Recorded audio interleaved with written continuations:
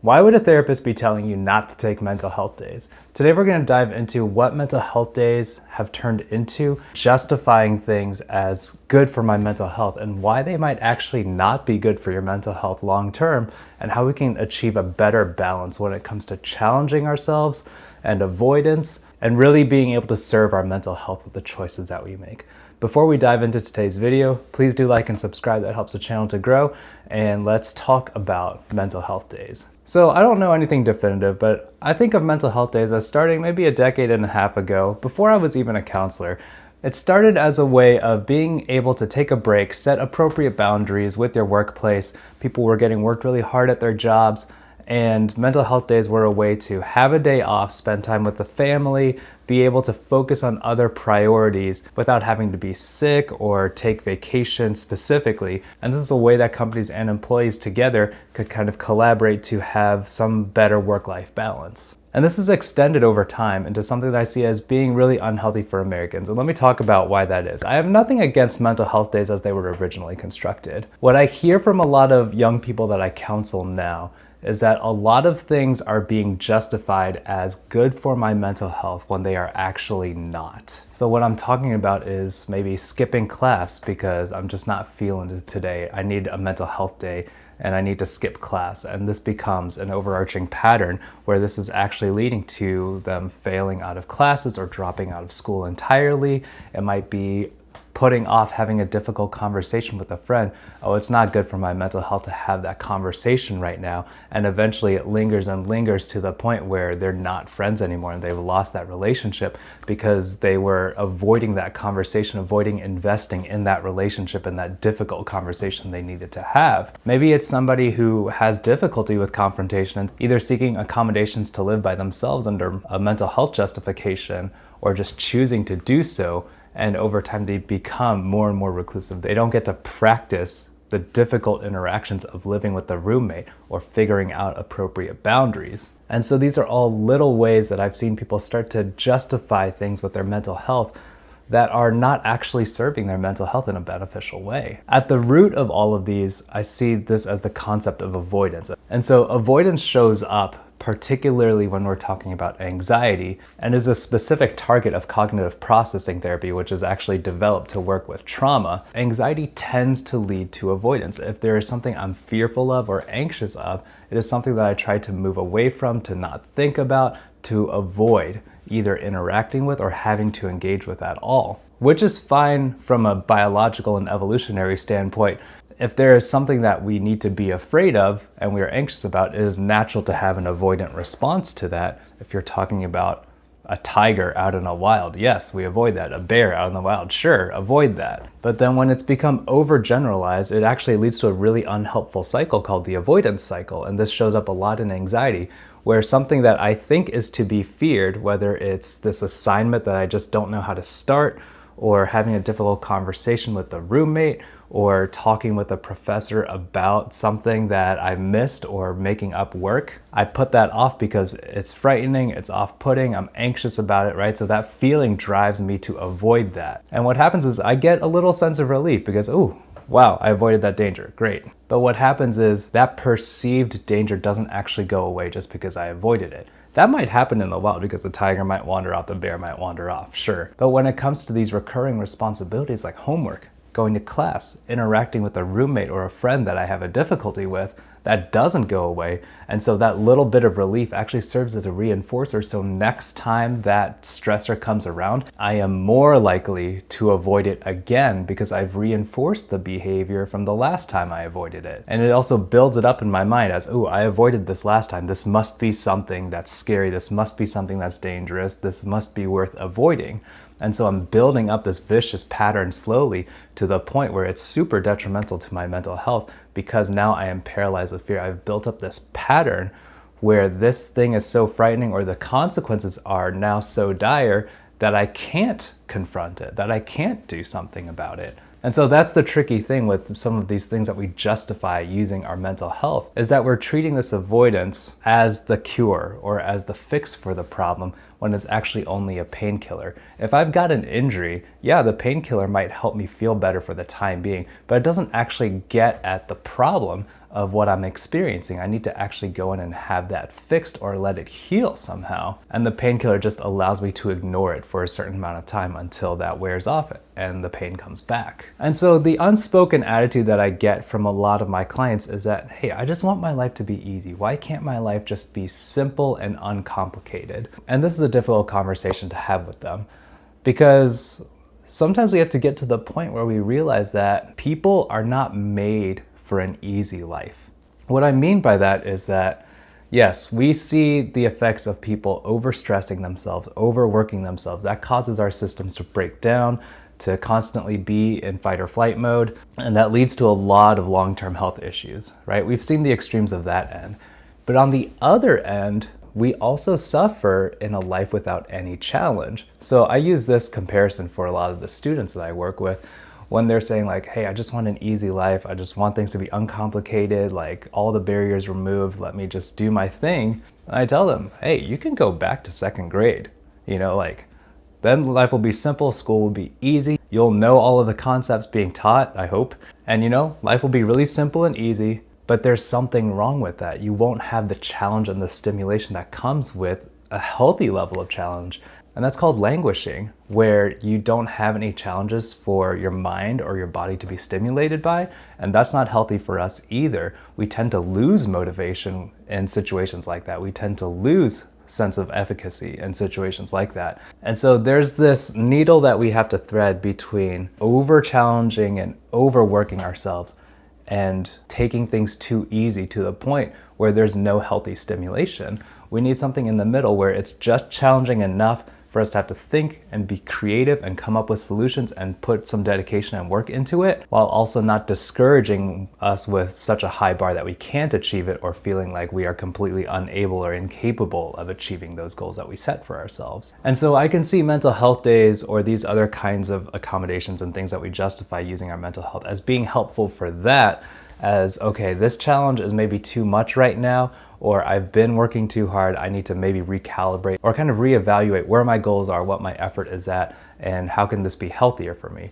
But if it's just, I want life to be easy, I need more mental health days, I need to avoid this, I need to avoid that, I need to not have this conversation, I need to not live with this person, that becomes a really tricky slope to walk on, because once we start doing that, it's easier to want to take it even easier and avoid this, avoid that, and then before long, we're languishing. We've removed the obstacles in our way, and it's almost too easy, too uncomplicated, and that is also not good for our mental health long term. So let me give you all some examples of things that we can do about this, right? So this is not me saying don't ever take a mental health day. This is not me ever saying don't ask for some kind of accommodation if you have a mental health diagnosis. But let's be careful and discerning about how we apply that justification. Not everything should be, oh, I don't need to do this, or I should avoid this because of my mental health. It's very similar to my clients who say that, hey, marijuana helps with my anxiety. It might in the short term because it helps you feel better, but how much is it also contributing to the anxiety that you feel in the first place? So we need to take a bigger picture look at some of the factors that go into these cycles and how we might be perpetuating them unintentionally. So I had a client with social anxiety who struggled a lot with it to the point where it was impairing. And you know what they did? They went out and found a food service job. They were waiting tables, a very public-facing job with sometimes difficult people, both that they work with and customers. And you know what? That was a really difficult challenge for them, but they were willing to take that on. So they engaged with that anxiety day after day for a couple of months. And to be honest, they said it was a terrible job after. But the amount of progress that they made in terms of managing their social anxiety, not that they're no longer anxious, but just being able to say like, hey, I've faced this before, I've overcome it, I've faced more difficult situations. That is a really powerful and encouraging thing to be able to have that experience for yourself. And that's not something I can provide in the counseling room. When we talk about exposure for anxiety, there's only so much that we can talk about and process through before at some point you have to try to engage with that anxiety. If we're always avoiding the anxiety, then you never build the structure and the framework to actually be able to cope with it. You never get the chance to practice in real life. Another example that I had is a client who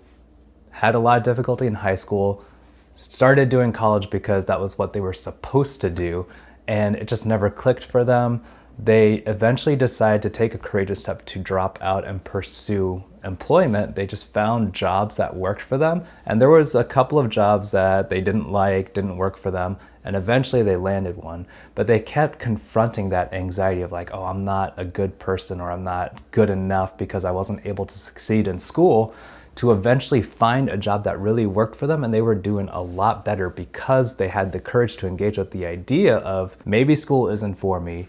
Maybe I need to try a couple of jobs. And so in both of these stories, my clients were willing to engage with the hard feelings and the difficult thoughts instead of just avoiding it and trying to keep going on the route that they think they should have gone on. So right, it's really easy for me to say, what can we do concrete or day one to actually turn this kind of cycle around? So the first is engagement. We have to understand how we're feeling, what we're feeling, and what I'm telling myself about that.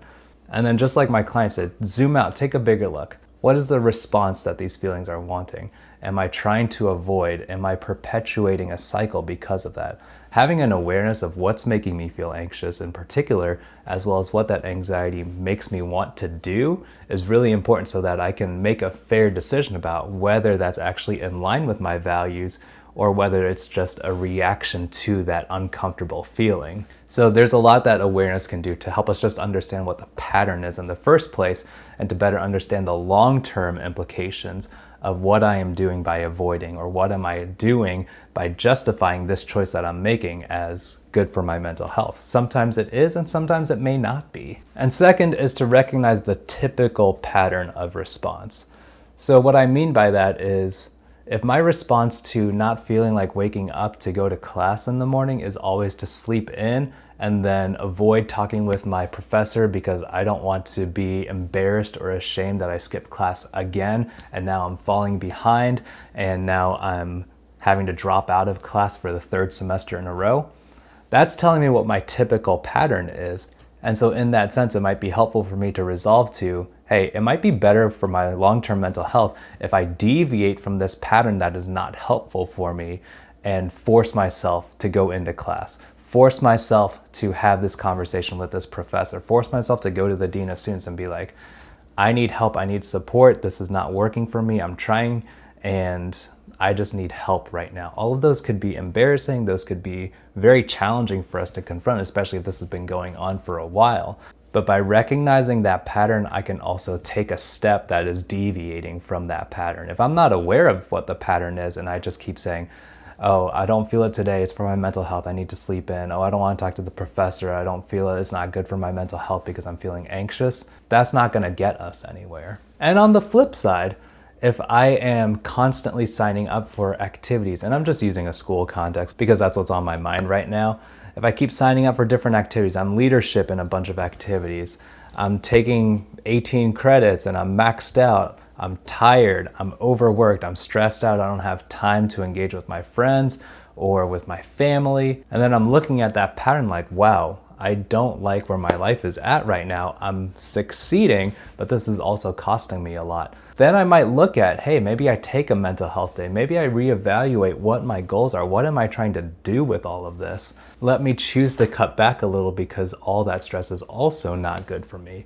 So again, we need to look at the baseline to see which direction that deviation may be helpful for. If I'm languishing, I don't need to remove more obstacles from my plate. I might need to seek out some more challenges. And if I'm doing way too much, maybe I don't need to feel like I have to add more, but I can actually take a day off, take a weekend off, and really evaluate what I need to be doing. So again, this is not me saying that nobody should take mental health days. I think it's important for us to evaluate where I'm at, what kinds of patterns I'm engaged in, and then be able to make a choice based on what's actually going to be good for me rather than just what I feel like in the moment. And the final thing I'll say for something that we can do in the short term and in the long term to create helpful patterns so that we don't have to get to this kind of inflection point is to find little challenges for yourself along the way. Little things that may or may not be related to your long-term goals. For instance, when I was doing this YouTube channel, I was not a comfortable public speaker. I was not comfortable speaking in front of people. I was not comfortable doing all of this editing and filming and interviewing people. That stretched me a good bit. This was not something that was related to my work at all or my education or anything like that. This was strictly something that I could challenge myself in, something that I can grow in. And there are other things that I find to be able to challenge myself and help myself to grow and be disciplined in how I engage with my anxieties or my fears or insecurities. So it doesn't have to be starting a YouTube channel or having a podcast, but find ways to challenge yourself in the day-to-day life. For some people, that's taking the stairs instead of the elevator. For some people, it's choosing to have a salad instead of fast food. It might be volunteering to be a leader in a work group committee or something like that. Or it might be choosing to have an honest emotional conversation with a friend when it's easier to just talk about sports or something unimportant. Whatever it is, again, find what your pattern is right now and find a way to challenge yourself in that. And for some people, the challenge is in doing some more. And for some people, the challenge is in pulling back and letting someone else take the lead for once. So the most important thing, again, the takeaway is not don't take mental health days, don't think about your mental health. That's not the takeaway. The point is understand your pattern and recognize if what you're choosing to do for your mental health is actually helping that or hurting that in the long term. Thank you all so much for watching this video. I'll see you all next time.